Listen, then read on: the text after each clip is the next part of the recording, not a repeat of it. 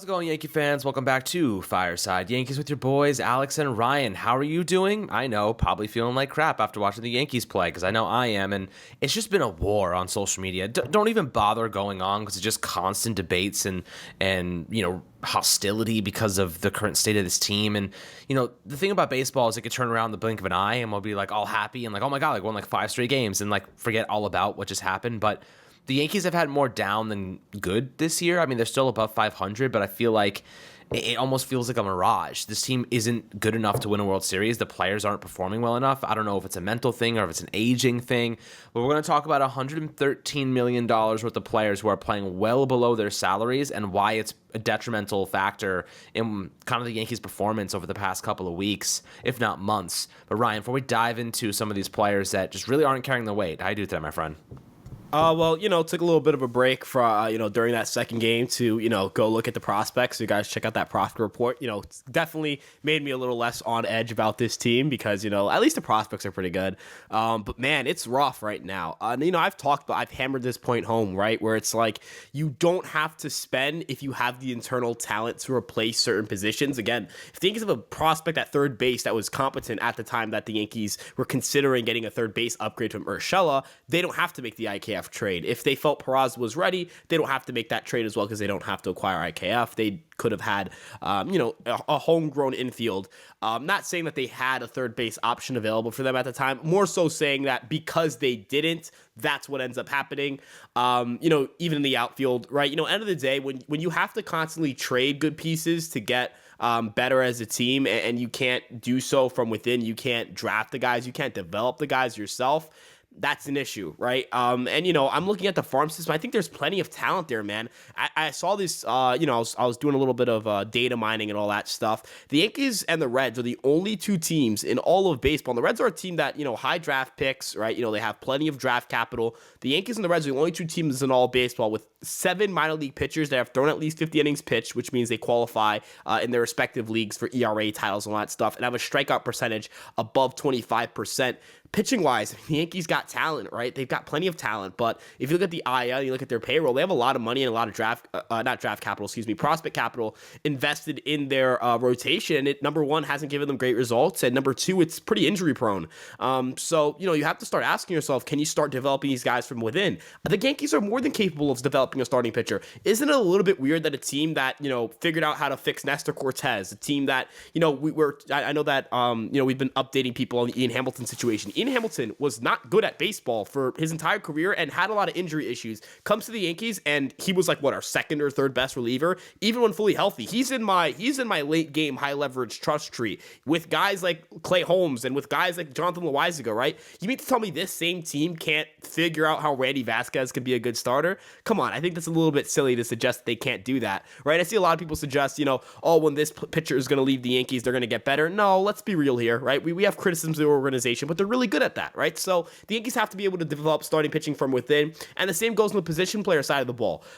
If the Yankees feel like they have a hole at, let's say, third base, right, they should be able to say, all right, one of Oswald Peraza or Anthony Volpe will slide over to that position, and we'll have Oswald Peraza and or Anthony Volpe. They'll just be the left side of the infield. I don't want to complicate things too much there, but you should be able to say internally that's what we're going to do. For your outfield, hey, left field, they actually did a pretty good job of this. Not that they developed Jake Bauers or drafted Jake Bauers, but they reworked his swing. He was with the organization from as early as 2021, and hats off to the Yankees, right? You can see the results, right? If you give player development, if you give these players, the time with these minor league coaches who seem to be head and shoulders better than what the Yankees have at the major league level, besides Matt Blake. Shout out Matt Blake. Freaking love Matt Blake. That's my dog.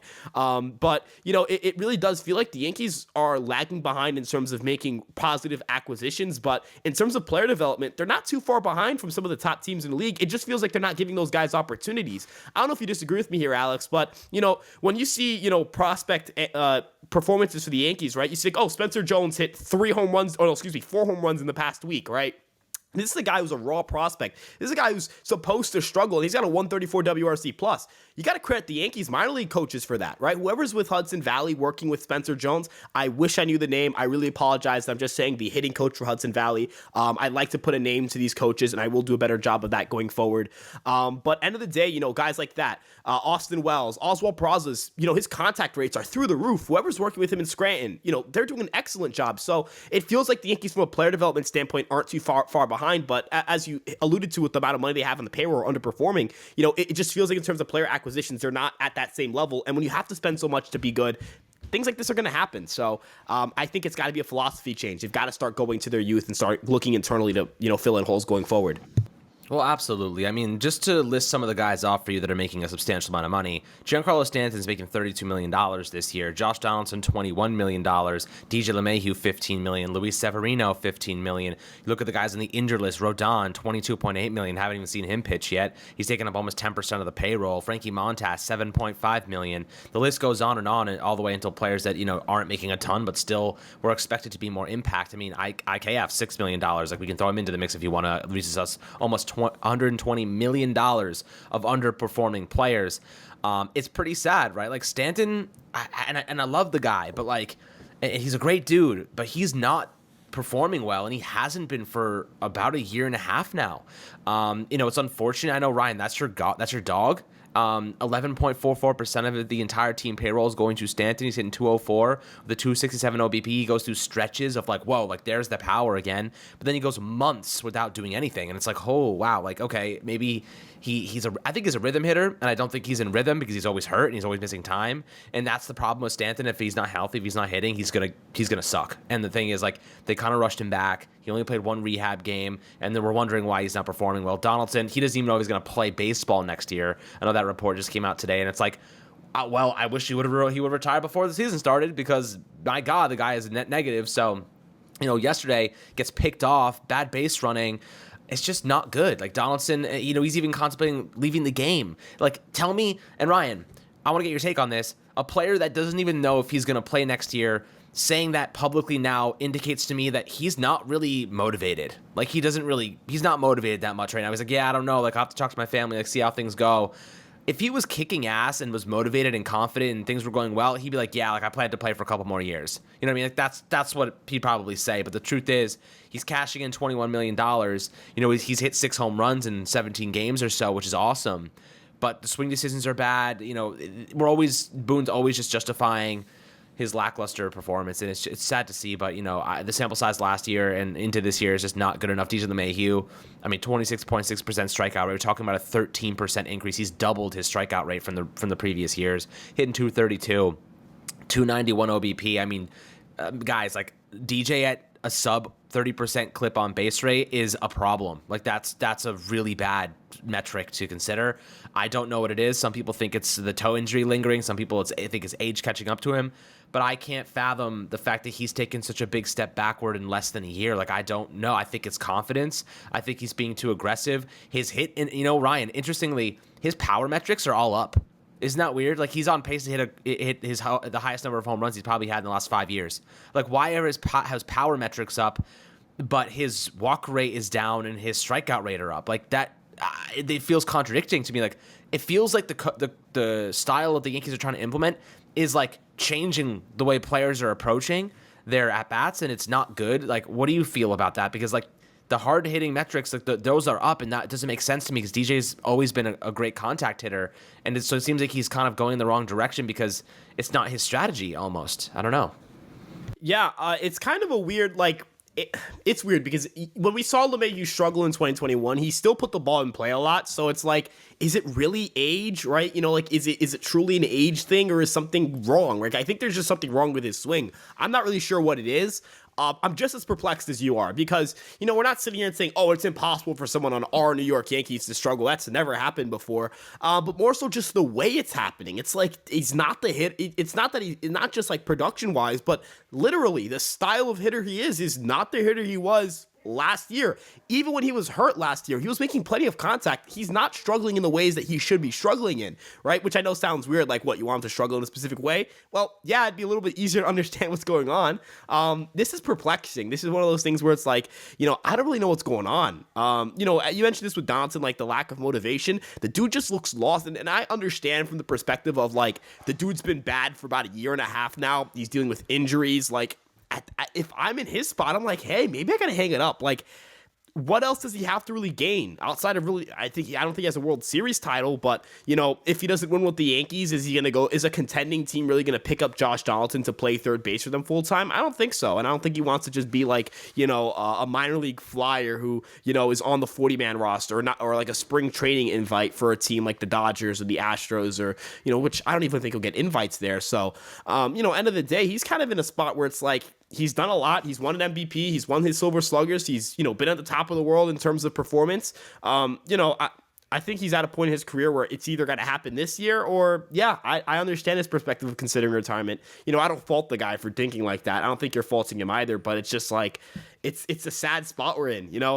What's also different about this year, and I mentioned 2021 because that was the year DJ struggled. That's the year where a lot of guys like Urshela took a step back, Voit took a step back. Sanchez didn't really take a step back. He just wasn't very good the year prior either. But you had a lot of guys take step backs. A lot of guys took steps back. A lot of guys were not how they should have been. But the difference was Voit was easy to move. Voit was an arbitration guy, so you could have either non-tendered him or traded him. That's what they did. Same thing with Urshela, non-tender or trade. They traded him. Same thing with Sanchez, non-tender or trade. They traded him. It was easy to get out of those situations. For DJ LeMahieu, if this is the player he is, how do you get out of this, right? You can't, right? For the Stanton contract, if it doesn't get better and it only gets worse, you can't get out of it, right? It's not like you can't non-tender the guy. If you cut him, you have to pay him. And I still believe in Stanton. But there's going to be a day where Stanton does actually regress, and it's for good. And you just hope it's not this year. You hope that that's not what this is. I don't know if that is. I think I'm leaning towards not leaning. I'm confident that it's not that. I'm confident that he still has it in him to get back. But as you mentioned, when he comes back from injury, it's tough for him to go on a roll. And if you're always injured, you're always coming back from injury, you're always going to be struggling to go on a roll, and you're always going to underperform. And so that's also important for us to remember. And end of the day, we're not in this situation if, the Yankees are able to develop talent with it. Now, I'm not sitting here and saying the Yankees shouldn't have gotten Giancarlo Stanton, right? Like, let's all remember that the Yankees traded Starlin Castro and two no-name prospects for the 2017 MVP. I would have lost my mind if it came out that winter that the Yankees could have had Stanton and they didn't because they didn't want to trade like Starlin Castro. I would have lost my mind. I think everyone would have lost their mind. So I understand. But I'm looking more so at the LeMahieu deal. Did you need to give LeMahieu 6 years? I'm not sure you needed to give him 6 years. Did you need to acquire Josh Donaldson at $50 million for 2 years? I thought it was a good gamble to take, but it's a $25 million gamble. You don't have to take $25 million gambles if you have the talent within. IKF. I feel bad because he's a good dude. He's a great dude. He works his tail off. I want to make sure it's abundantly clear that this is not out of a position of spite. I have no spite or hatred for the guys we're talking about. I have no discontent in terms of, who they are as people. It's just a matter of, performance and just evaluating them from a performance standpoint. Isaiah Kiner-Falefa is going to fall short of being worth $6 million, guys. Do you know how hard it is to do that? It's really hard to do that. It's impossibly hard to do that. You have to be really not good at to do that. His WRC plus is under 70, guys. Tommy Pham is making $6 million. He has a 121 WRC plus with the Mets. I get it. The Mets are not a great example of a team that's performing well, but I'm just using an example of a player similar in terms of contract value. There are plenty of guys who are available at $6 million who are hitting better than IKF. I get it. He can play center field. I get it. He stole home. That's cool. The Yankees haven't stole home in forever. I understand. But is stealing home against the Mets, is that why you win the pennant? No, right? There's no correlation to that. It's just a cool thing that happened. And the Yankees lost that game. So again, it's really not that big of a deal. In my opinion, at least, yes, he puts the ball in play. But is he better than Aaron Hicks, right? Like that, we have to think of it from this perspective. Hicks was 21% better than IKF was. Hicks in 2021 was a 90 WRC plus hitter. So that's 90 WRC plus hitters, 21% better than what IKF is giving you this year, right? We're reaching, he's Aaron Hicks level bad, if not worse, right? So if Aaron Hicks was booed out of town, I'm not saying you boo IKF out of town, but I'm just saying, does IKF really belong here? When Judge gets back, are you sending down McKinney? Hell no. Are you sending down Jake Bauers? Hell no. Are you maybe sending down Calhoun? Maybe you'll send down Calhoun. But then when you acquire someone at the deadline, assuming you're going to promote someone, whatever it may be, Is IKF going to stay? Why would he stay? What does he provide for you? McKinney can play center field. Bader can play center field. Judge can play center field. If you acquire a guy like Bellinger, he can play center field. Do you really need him to be here? And I also think it sends a message. He's very well liked in the clubhouse. Boone seems to really like him. Send a message. Dude, I don't care that you're well liked. You're not performing well enough. This team needs to shake things up. I tweeted this out. I don't want the Yankees to rebuild or sell. I think that's crazy. But this team needs to shake some things up. There got to be some well-respected guys who are underperforming who can't be here after July 31st or whenever the deadline is. It might be August 1st. But I think you could agree with me here. There are guys in this clubhouse that are well-respected and well-liked who are not good enough to help this team win a World Series and should not be here. And it would remind people that their jobs are not safe. There are a lot of safe jobs in that locker room. There are a lot of safe jobs in that lineup. There are a lot of safe jobs in that bullpen, which, granted, there should be safe jobs in that bullpen. That bullpen's amazing. But in the rotation, there are a lot of safe jobs there, right? Cortez expects to come back and just be allowed to start again. And I think that's the right decision. But if he keeps struggling, same thing with Severino, if these guys keep struggling, how much longer do they got to keep struggling? How much longer do they have? What's their leash looking like? You know what I mean? So it's just end of the day, things have to start. You have to start shaking things up. You have to start spinning those wheels because it's got to happen now. This team's now they're dangling off a playoff spot. It's got to happen now because if it doesn't happen now, I don't know when it's going to happen. Look, I have one kind of well-rounded take here, and it's that the Yankees last postseason didn't lose to the Astros because their pitching was bad. They lost because their offense was bad, and we didn't do anything to address it. That's the simple reality. Yankees went out, they brought back Aaron Judge because they had no freaking choice. Without Aaron Judge, this team is a joke, and we're seeing it on display right now. He is their catalyst. We got to pray to God Harrison Bader hits a home run a game until Judge gets back. That's our only hope. That's literally it. And the truth is, we went out and signed an injury-prone player for 6 years, $162 million. And, we were all really excited about it because it's Carlos Rodon, and, adding big pieces is great. We want to add really good and talented pieces. But we're not the general manager of the Yankees. We don't have all the data. We don't have all the analysis. We're not the ones in the medical room doing the breakdowns of these players and looking can we trust them to be healthy? That's not us. We're just reacting to things and trying to play foresight. But it's tough. And I think we've learned valuable lessons in that stay the hell away from players that have dangerous injury history, especially ones that have had multiple injuries, and is 30 years old. A 3-year deal for Carlos Rodon, sign me the hell up. 6 years in hindsight, it's not our job to be, doing the hindsight, though. It's their job with all the data to be making these decisions. They have to have an algorithm that says, you know what? This is a bad move. This is objectively a stupid decision. You're better off going and getting Michael Conforto, going and getting a guy that can start in the outfield to provide immediate offensive qualities. The Yankees didn't even look in the direction of offense, right? They brought back Rizzo and Judge, and they called it a day. They brought back players we already had. That was it. All the rest of our guys, Willie Calhoun, historically a terrible player. Jake Bauers, historically a bad player. IKF, historically a bad player. I mean, maybe he's been okay in certain seasons, but recently not so good, obviously. We didn't do anything to improve this team as an offensive piece. All we did was bring back players, and they sold us the tall tale of, wow, we spent $300 million on Aaron Judge, but we already had Aaron Judge, guys. We aren't losing anything if we keep him. You know what I mean? We weren't gaining anything if we keep him. We just stay the same.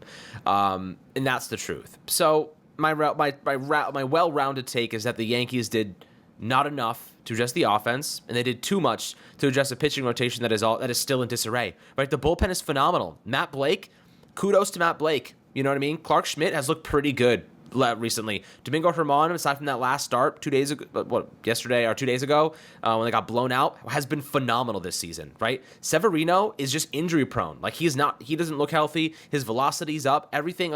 Matt Blake can't pitch for these guys. He's not the one out there pitching for them. I don't necessarily blame him for a lot of these struggles. A lot of these pitchers are performing very well. The bullpen, as you mentioned, is unbelievable. They have the best ERA in the game. They're ridiculous, guys. The starting rotation, despite all the injuries, we don't have Frankie Montas, we don't have Carlos Rodon, we don't have Nestor Cortez. They're all injured, and they were all injured when they were playing.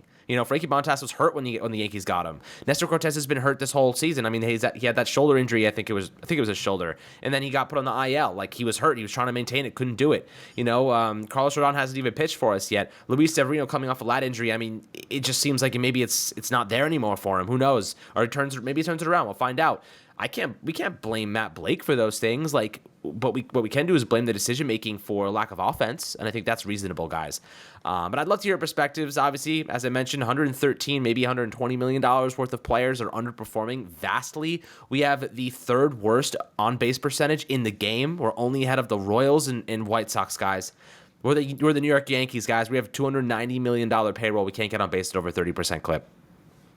That's a management issue. That's a front office issue. You can't convince me otherwise. Like, the players have to go and do these, go and actually perform. But most of our players are guys regressing. They're on the downturn. Like, they're not ones elevating. And Ryan, you talked about this yesterday extensively. A lot of our players are not homegrown. You know, Gleyber Torres was a Cub before we got him. You know what I mean? Like, Aaron Judge, probably, like, you know, I would say Robinson Cano. Maybe those are the only guys that we've developed into, like, good players over the last decade or so. You know, Derek Jeter, decade ago. Aaron Judge is the only offensive player that's actually been grown, developed here, and has been really good. Gary Sanchez is gone. All these guys are gone. Volpe's really struggling. I think he's going to be fine, but, you know, he's not playing well right now. You know, we got to hope Jason Dominguez is the second coming of Jesus, like, straight up. That's the only way this team turns things around. If Jason Dominguez is a freaking superstar, phenom, and some of these guys, Peraza, they got to give chances. Like, at some point, someone's got to pan out on the offensive side. It's really disappointing. It's really sad. But as I mentioned, always happy to see your comments and conversation in the YouTube comments below. Make sure to like and subscribe as always. Tough time for us Yankee fans right now, but hopefully we can turn things around against the Seattle Mariners tomorrow with Harrison Bader coming back. But as I said, have a great one, and we'll catch you guys on the next Fireside Yankees episode.